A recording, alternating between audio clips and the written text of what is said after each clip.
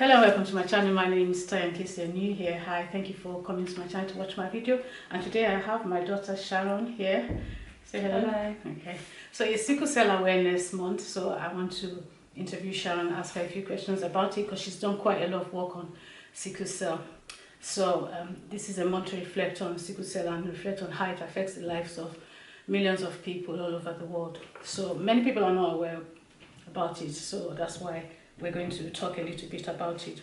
So Sharon, please tell me why you felt so strongly about sickle cell anemia such that you decided to research it in university. You did your project on it, and bearing in mind that you studied a chemistry degree, what is it that made you want to study sickle cell anemia?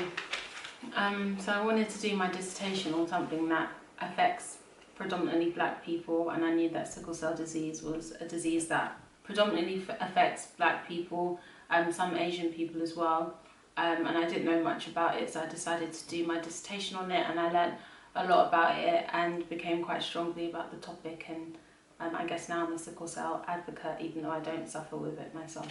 Okay, so tell us more about it. What is sickle cell anemia and why so many people not aware about it? So anemia is actually just one of the results of having sickle cell disease. So it's actually sickle cell disease, not sickle cell anemia. And the disease is caused by misshapen red blood cells. So our red blood cells, normal red blood cells are meant to be biconcave, and that's the best way that oxygen can bind to the red blood cells. But in the case where people are suffering with the disease, their red blood cells kind of have a crescent moon shape, and so that means that it can't bind to oxygen as well, so it can't deliver oxygen to certain parts of the organs in the body, which results eventually in a shortened lifespan. Also, the way that the red blood cells are shaped means that they aggregate together quite regularly within the body, and so they get stuck in like joints, and that causes a lot of pain, and that's known as the sickle cell crisis. And what are some of the ways that you can help? I know that you donate blood regularly, so is that one of the reasons why you decided to start donating blood? And what does being a sickle cell advocate actually entail? Can you just tell us more about that? I started giving blood when I was 18 just because I could, and so it wasn't because of the disease. But now I try and encourage people, since learning about the disease, I now try and encourage a lot of my friends and family to give blood, because sickle cell disease, like I mentioned, predominantly affects sub-Saharan Africans. This is because basically there was a mutation in our genes, which meant that because in sub-Saharan Africa you have a lot of kind of mosquitoes, malaria, etc. And there was a mutation which meant that people who are sickle cell carriers, so AS, they have like a defense against malaria. So that's why there was a mutation to like defend against malaria. But then obviously the result of that is that when two AS people come together and they have a child, they are 25% more likely to have a child who is SS, and then that's what causes the disease. So people who are AS actually have like a genetic advantage. So yes, I encourage people to give blood regularly because this disease predominantly affects black people, and people with sickle cell disease regularly need blood transfusions, so sometimes every 4 to 6 weeks. But in the UK, for example, I think there's like 15,000 cases every year of sickle cell disease, or maybe 150,000, I can't remember exactly. And only like 3% of the black population, or maybe even less than that, give blood. So yeah, that's why I give blood. I'm also O negative, so I can actually give blood to anybody, which is why I think it's really important for me to give blood, because my blood can go to any blood group. Yeah, I'm guilty of not giving blood, and I'm O positive, so I'm going to start giving blood now. So definitely, if you, I know I've said that before, but whenever you go to give blood, you always just say, oh, mommy, I'm going to give blood. Tell me in advance, and then... No, this is another thing, sorry, I'd like to add.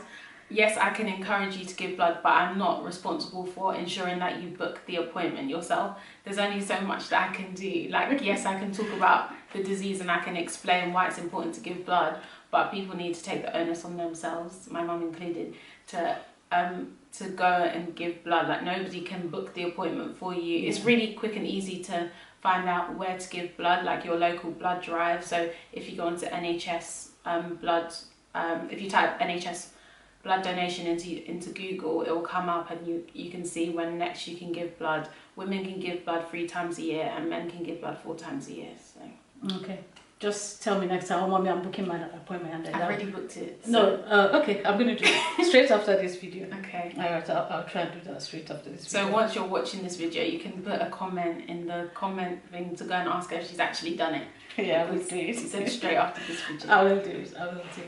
So why do you think the awareness of sickle cell is very, very little in many African countries, and people are still giving birth to children that have sickle cell disease?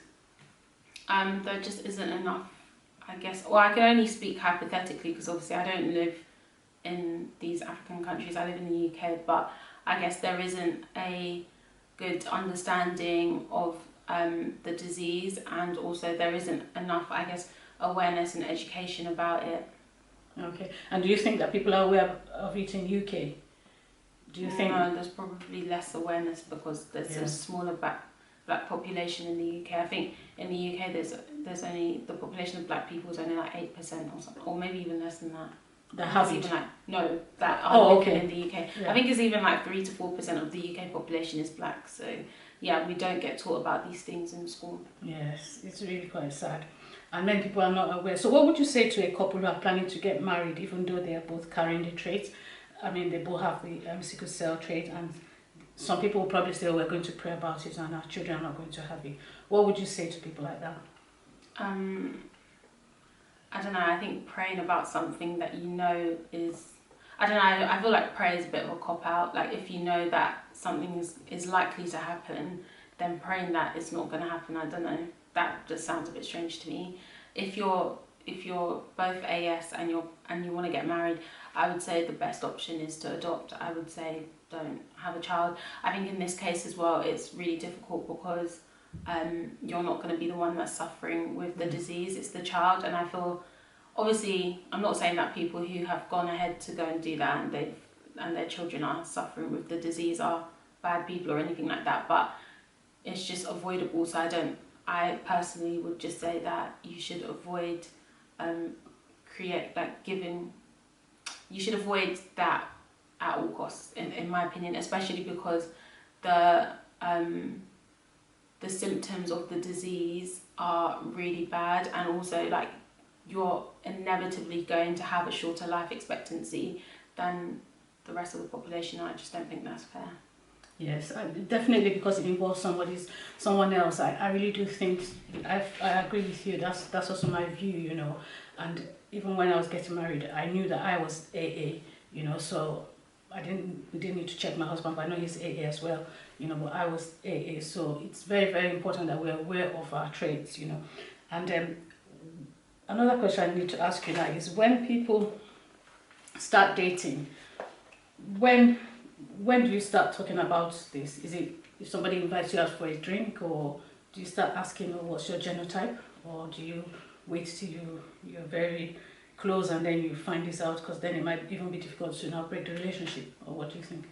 I think it's down to the individual. I don't feel like I can speak about it because I don't have the trait and I don't suffer with the disease. So I think it would be unfair for me to say these are the timescales that you should abide by.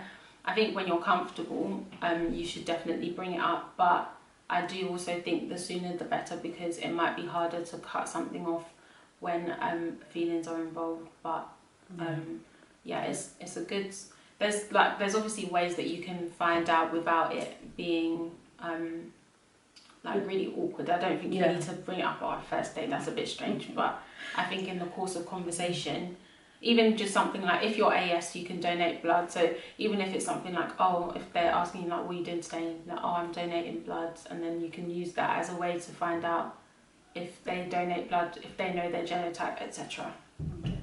Is there anything else you would like to share? Are you doing any more work on this? Are you continuing? Not really. I just continue to like talk about sickle cell disease and like share like create awareness. There are loads of other places that kind of do a better job at it though. So on Instagram there's an account called Her Sickle Journey, and it's about this girl Tito. She has the disease and she shares a lot about it and what you can do to help, and she creates a lot of awareness. So yeah, I would say the thing that you can do the most is give blood and encourage other people to give blood, especially if you're black. Okay, thank you very much, Sharon, for gracing this occasion. I've always wanted to do this, and I'm so happy that we are able to, and hopefully share this video with people who you think need to know this. We need to spread the word ourselves because we are affected by it, so it's for us to do, and then hopefully more people become aware, and then we'll have less cases of sickle cell deaths. If you like this video, please don't forget to subscribe, like and share. Thank you very much, Sharon. Thank you. Bye. Bye.